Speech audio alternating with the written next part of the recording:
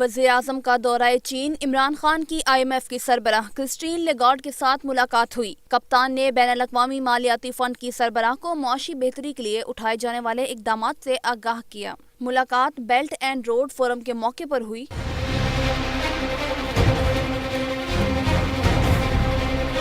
وزیراعظم سے تاجکستان کے صدر امام علی رحمان نے بھی ملاقات کی۔ دونوں ملکوں کے رہنماؤں نے مختلف شعبوں میں تعاون بڑھانے کے عزم کا اعادہ کیا۔ ملاقات میں باہمی دلچسپی کے امور بالخصوص توانائی کے شعبے میں تعاون پر تبادلہ خیال کیا گیا۔ رہنماؤں نے کاسا ہزار منصوبہ بروقت مکمل کرنے پر بھی زور دیا، جبکہ سیاسی، تجارتی اور اقتصادی روابط بڑھانے پر بھی اتفاق کیا گیا۔